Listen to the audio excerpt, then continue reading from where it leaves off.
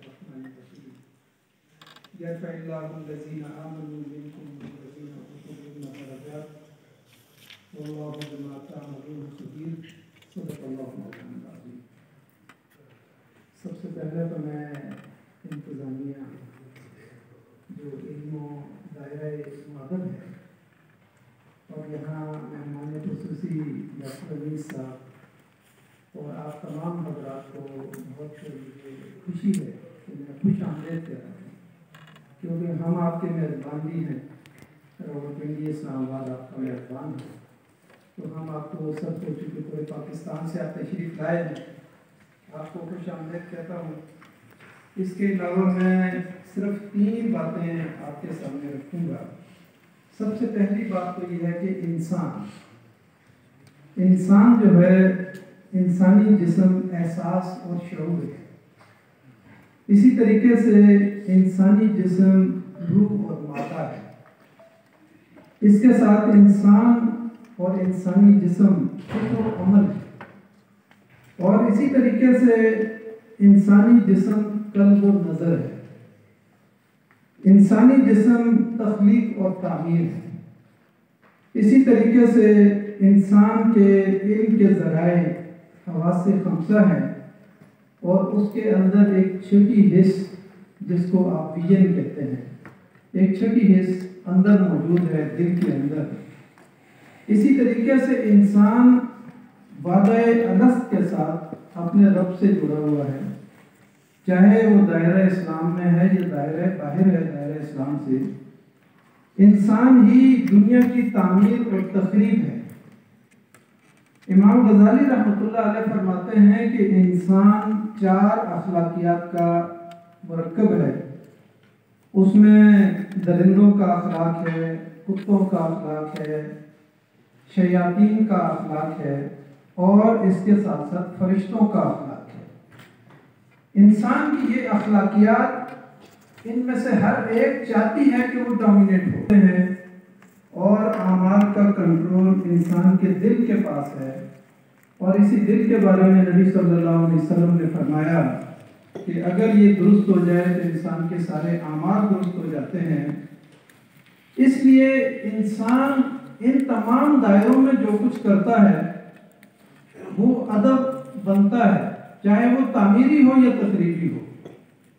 دوسرے نمبر پر میں جو بات کرنا چاہ رہا ہوں، انسان اپنا اظہار معافی الضمیر کبھی شعر و شاعری میں کرتا ہے، اور کبھی وہ طرز تکلم تقریر خطبہ واعظ و نصیحت سے کرتا ہے، کبھی وہ تحریر اور نثری فن پاروں سے کرتا ہے، اور کبھی وہ اظہار معافی الضمیر اپنے ہاتھ کی کتابت سے کرتا ہے، اور یہ بہت بڑا فن ہے، فن کتابت جو ہے۔ اسی طریقے سے انسان تبصرہ نگاری اور مباحثہ نگاری سے کرتا ہے، اور اسی طریقے سے انسان اپنا اظہار معافی الضمیر افسانہ نویسی اور مقالہ نویسی سے کرتا ہے۔ انسان کتاب لکھتا ہے، کتابچہ لکھتا ہے، اس کے ابواب بناتا ہے، اور ایک بامقصد لٹریچر آپ تک اور ہم تک منتقل کرتا ہے۔ انسان اپنا اظہار معافی الضمیر تحقیق کے ذریعے اور تنقید کے ذریعے سے کرتا ہے، اور اسی طریقے سے جب وہ ترقی کرتا ہے تو اس کا جملہ اقوال زہری بنتا ہے، اور یا پھر وہ فلسفیانہ ایک جملہ بن جاتا ہے، اور پھر اسی طریقے سے جب مزید ترقی کرتا ہے تو اس کا ایک جملہ آئین اور قانون بنتا ہے، اور اس کا وہ جملہ میثاق اور دستور بنتا ہے، اور اس کا ایک چھوٹا سا عمل معاشرے کا رسم و رواج بنتا ہے۔ اگر انسان ان تمام دائروں میں جب اظہار معافی الضمیر کرتا ہے تو یہ سب کچھ قوم کی تہذیب و تمدن بنتا ہے، یہ سب کچھ قوم کا تہذیب و تمدن بنتا ہے، یہ قوم کا لٹریچر اور ادب بنتا ہے، اور اسی طریقے سے قوم کا یہ فکری اور نظری سرمایہ بنتا ہے، اور اسی طریقے سے یہ سب کچھ قوم کی ترقی کا باعث بنتا ہے، اور اسی طریقے سے آنے والی نسلیں اس سے رہنمائی بھی لیتی ہیں، اور اپنا اس کو کل سرمایہ افتخار بھی سمجھتی ہیں، اور آنے والی نسلیں اس سرمایہ کو بطور فخر بھی پیش کرتی ہیں۔ تیسری بات میں آپ کے سامنے یہ رکھنا چاہتا ہوں کہ جو انسان ان دائروں میں اظہار معافی ضمیر کرتا ہے تو پھر دیکھیں اس کی اثر پذیری کیا ہے، اس کی معاشرے کے اندر جو نفوذ اور اثر پذیری ہے وہ کیا ہے۔ اگر جاہلانہ دور کے ہم شعراء کو دیکھیں تو ان کے سردار اگر امرؤ القیس ہے تو اس کے مقابلے میں تعمیری شعر و شاعری کے سردار حسان بن ثابت اور عبداللہ بن رواحہ ہے، اور اس کے بعد ہم مولانا جلال الدین رومی کو دیکھتے ہیں اور علامہ اقبال کو دیکھتے ہیں، جنہوں نے دنیا میں کروڑوں انسانوں کو شاعر بنایا اور ایک بڑا تعمیری علم اور تعمیری ادب ہم تک منتقل کیا۔ اگر جاہلانہ نظام کے اندر خطباء کو اور واعظین کو دیکھیں تو سردار قیس بن سعدہ الایادی اور اسی طرح عمر بن کلثوم اگر جاہلانہ نظام کے پروردہ تھے تو ان کے مقابلے میں مواعظ کو اگر ہم دیکھیں تو لقمان حکیم کا جو ان کے واعظ ہیں اپنے بیٹے کے نام، جن کو قرآن نے بھی نقل کیا، اور زمانہ مابعد میں دیکھیں تو حکایات رومی کو دیکھیں اور شمس تبریز کے 40 اصول محبت عشق کے دیکھیں کہ انہوں نے جو 40 اصول دیے ہیں۔ پھر اسی طریقے سے اگر ہم مواعظ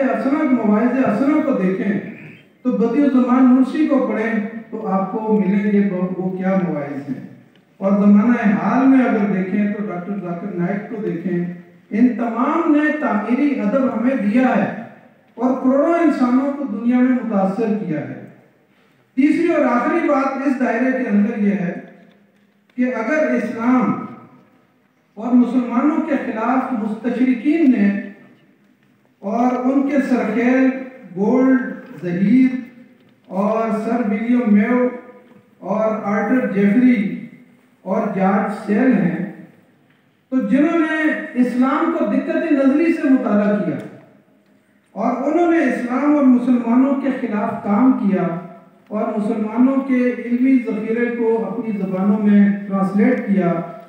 اور انہوں نے اسلام کے ساتھ مسلمانوں کے جذباتی لگاؤ کو کم کرنے کے لیے فارمولے تلاش کیے اور اصول تلاش کیے، اور انہوں نے عالم اسلام میں بطور نظام زندگی اسلام کو پھیلاؤ سے روکنے کے لیے پوری جدوجہد کی، اور پھر اسی طریقے سے عالم اسلام میں مشنری سرگرمیوں کو مربوط کیا اور منظم کیا۔ عالم اسلام میں مسلمانوں کو کبھی متحد اور متفق نہ رہنے دیا، اور انہوں نے عالم اسلام کے نوجوانوں کے لیے فری میسن اور LGBTIQ کی تنظیمیں ایسی ترتیب دی کہ نوجوانوں کو ان کے ساتھ جوڑا جائے۔ عالم اسلام میں تعلیم اور تحقیق کے دروازے انہوں نے بند کیے اور مسلمانوں کو احساس کیتری کے اندر مبتلا کیا اور عالم اسلام کے وسائل پہ قبضہ جمایا۔ لیکن اس کے مقابلے میں اگر ہم دیکھیں تو دوسری طرف احیاء اسلام کے جن لوگوں نے کام کیے ان میں مجدد الفسانی، شاہ ولی اللہ محدث دہلوی، شاہ اسماعیل شہید، سید ابو العلا مودودی رحمۃ اللہ علیہ، حسن البنا شہید رحمۃ اللہ علیہ، سید قطب شہید، ان کی تحریکوں نے کروڑوں انسانوں کو متاثر کیا۔ ان کے بنائے ہوئے لٹریچر اور ان کے فکر نے آج دنیا کو زندہ رکھا ہوا ہے، آج 2 ارب مسلمانوں کو زندہ رکھا ہوا ہے، تو ان احیاء کی تحریکوں نے زندہ رکھا ہوا ہے، اور ان کے اعمال اور ان کے نتیجے میں آخری حدیث نبی صلی اللہ علیہ وسلم نے فرمایا کہ جب انسان اس تحریکی اور علمی ادب سے متاثر ہوتا ہے تو نبی صلی اللہ علیہ وسلم نے مسلم شریف کی ایک حدیث میں فرمایا کہ اس سے جو انسان تیار ہوتے ہیں، کہا کہ انسانوں کی ایک جماعت جنت میں ایسی داخل ہوگی جن کے دل پرندوں کے دل کی طرح ہوں گے۔ اب آپ دیکھیں کہ وہ کون سی جماعت ہو سکتی ہے کہ جن کے دل پرندوں کے دلوں کی مانند ہوں، تو پرندوں کے دل جو ہیں وہ ذکر سے، اللہ کے ذکر سے ہر وقت معمور ہوتے ہیں، رزق کے معاملے میں متوکل علی اللہ ہوتے ہیں، اور پرندوں کے دل قلب سلیم کے، قلب اواب اور قلب منیب کے مالک ہوتے ہیں۔ یہی وہ دنیا کا لٹریچر ہوتا ہے جو ایسے افراد کو تیار کرتا ہے جو دنیا پر نظر نہیں آخرت پہ نظر رکھتے ہیں اور جنت میں جو ہے نا پرندوں کے دل لے کے جاتے ہیں. تو اللہ تعالیٰ سے ہم دعا کرتے ہیں کہ آج ہمارا تخلیق کردہ لٹریچر اور ادب جو آج معاشرے کے اندر موجود ہے، ہمیں بھی اللہ تعالیٰ توفیق عطا فرمائے کہ ہم ایسے اشعار تخلیق کریں، ایسے نثر پارے جو ہے نا تخلیق کریں اور ایسے لٹریچر تخلیق کریں اور خود اپنے آپ کو اس معیار پر لے کر آئیں جس طرح جماعت نبی اکرم صلی اللہ علیہ وسلم نے تیار کی تھی اور قرون اولیٰ کے لوگ تیار ہوئے اور انہوں نے اپنی ساری زندگی اللہ کے دین کے لیے کمائی. یہی وہ چیز ہے کہ ہر دور میں یہ کام ہو رہا ہوتا ہے. اب ہمیں دیکھنا ہے کہ میں اور آپ اس دائرے کے اندر کیا کرتے ہیں. اللہ تعالیٰ مجھے اور آپ کو توفیق دے اور میں دائرہ علم و ادب اور ان کی پوری ٹیم کو بہت مبارکباد پیش کرتا ہوں. بہت احسن انداز میں انہوں نے یہ تحریک شروع کی ہے. اللہ تعالیٰ ہمیں کامیابی عطا فرمائے.